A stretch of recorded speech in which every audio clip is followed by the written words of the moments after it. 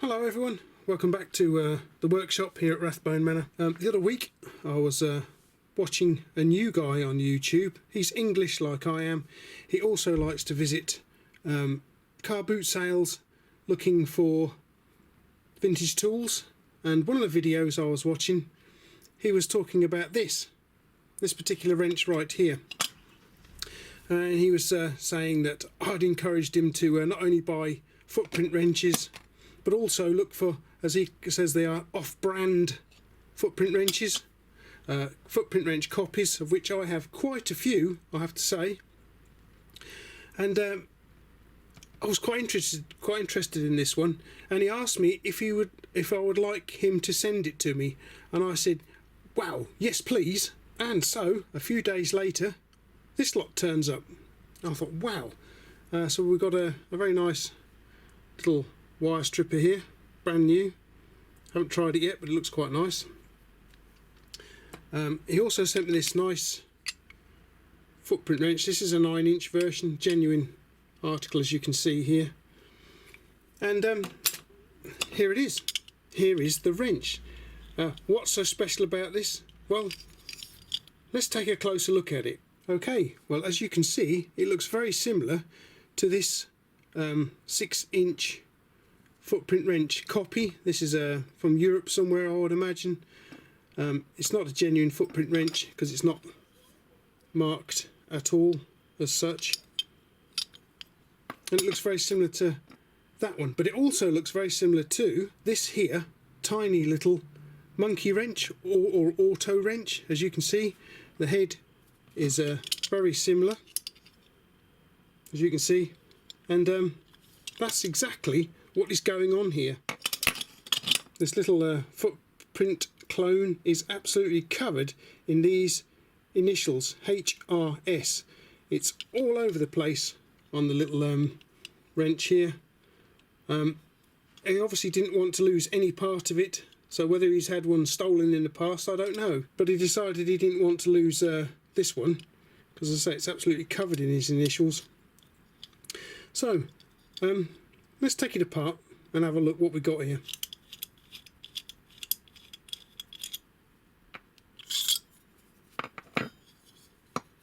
Okay, so we've got part of a copy of a footprint wrench here.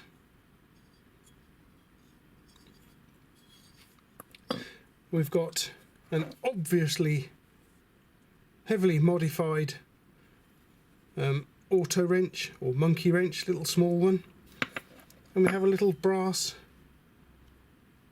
screw. Quite a nice little brass screw actually.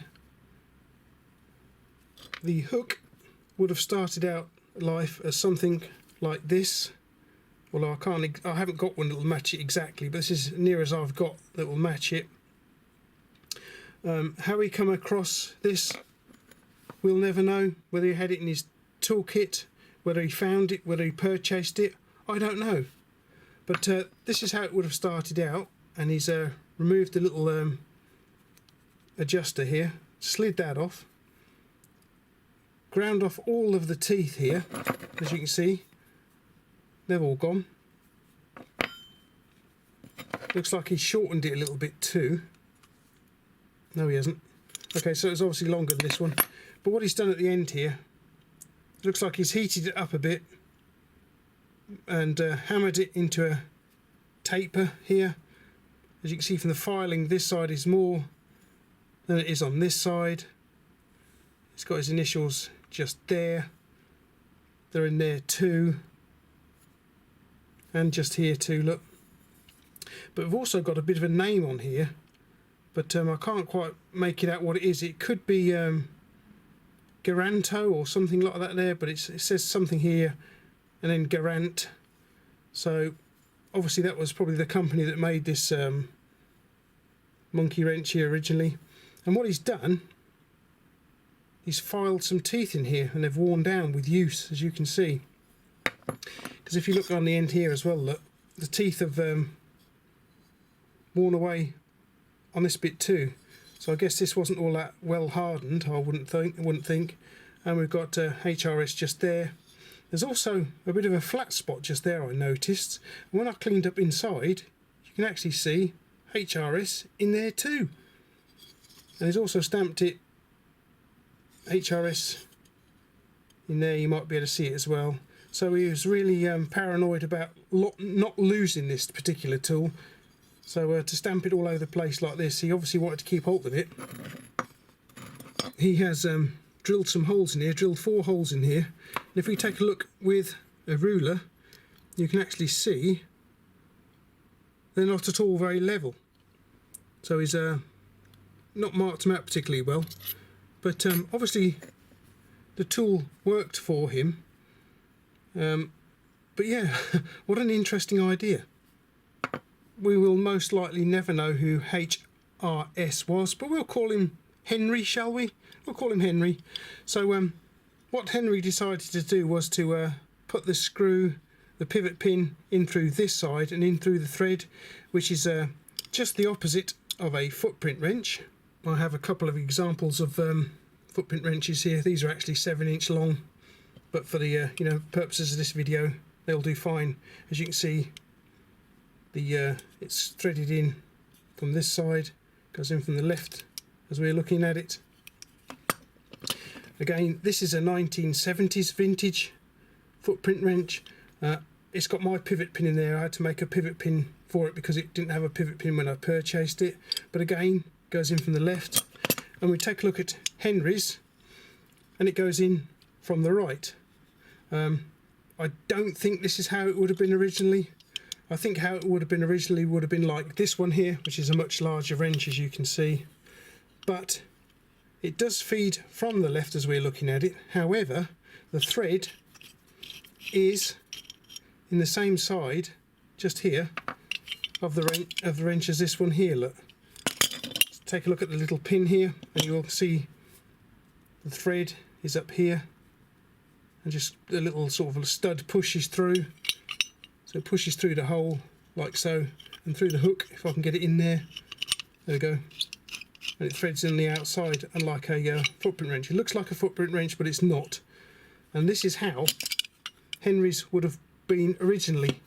But obviously he lost the original pivot pin, if indeed he had the original pivot pin. I mean, it might have been that he found this part here kicking about somewhere, probably found it laying about.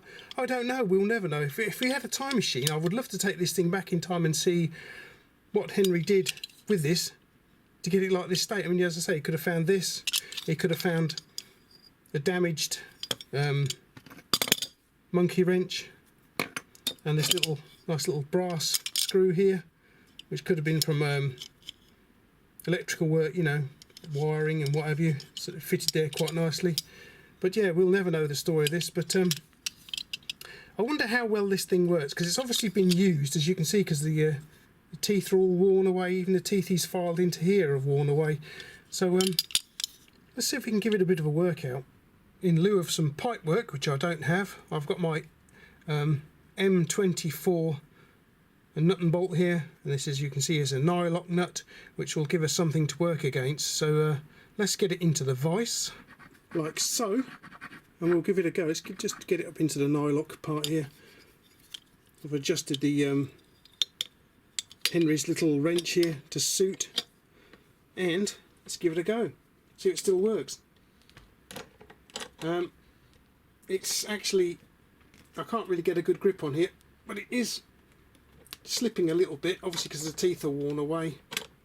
But oh blimey, with enough grip I can get it to turn, but it's quite a job. As I say, we've got no teeth on here anymore. We're probably going to wear what's left away, but if I get enough of a grip on it, oh blimey, oh, yeah, no, that's as far as it's going to go, guys. That's probably a bit too big actually. Let's see what it's like with a proper footprint wrench. This is a 9 inches, so I can get a much better grip on it, but even this is like quite hard work.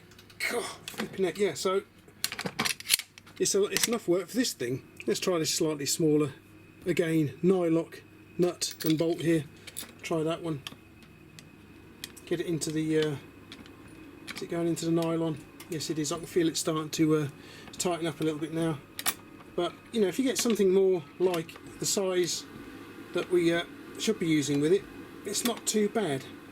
Well, it's starting to slip a little bit now, but you just can't get the grip on it, you know, with the teeth missing in that. In fact, you can see we're starting to wear the jaw a little bit now. Look, there's that burr I can feel there. That burr wasn't there before, so yeah, we've damaged Henry's little wrench here. Yes, so of course some new damage to this old wrench here.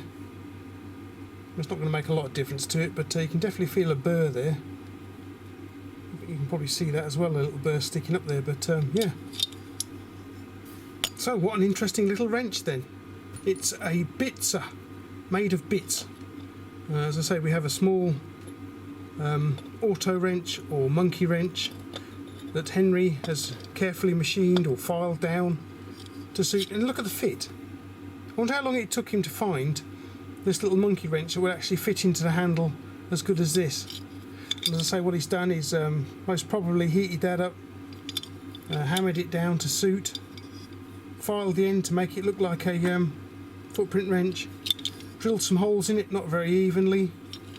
He's found this brass screw here, which I think is probably from an electrical fitting of the time, possibly holding heavy gauge wires in maybe. And then he's very carefully filed some teeth into the jaw of the spanner, the adjustable spanner as was, and this is what he ended up with. As I say, Tool Addict purchased it from a boot sale, so obviously somebody got rid of it out of a shed or an attic or a garage from somewhere. How old this thing is, I've no idea. It could go right back, it could be 100 years old, 80 years old, who knows how old the thing is.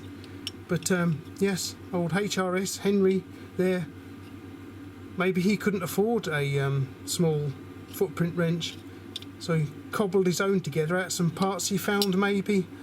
We'll never know, but I just wish we could find out, to be honest with you. What an interesting find at the car boot sale for Tool Addict this was. I think it's a very intriguing piece, you know.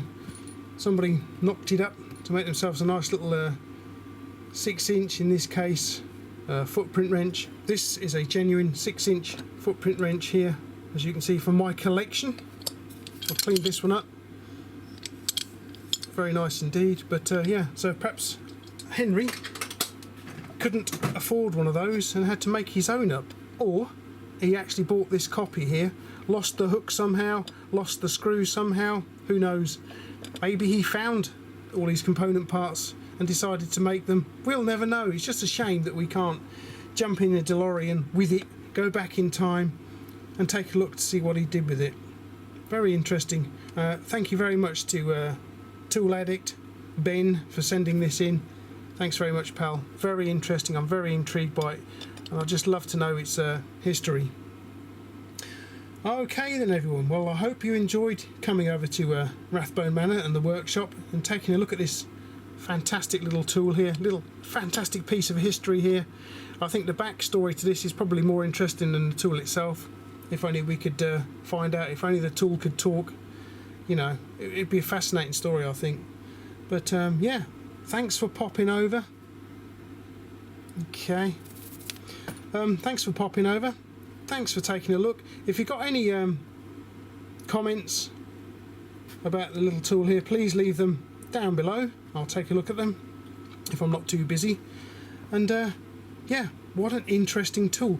Normally I would make a new pivot pin up, but in this case I'm not going to, because you know, it's just a little bit of history in itself like this, isn't it? So I'm going to leave it as it is. I'm not going to clean it up. I've just fetched the filth off of it so I can handle it for this video. But what an interesting piece of history. I hope you enjoyed taking a look at it, and thanks for watching.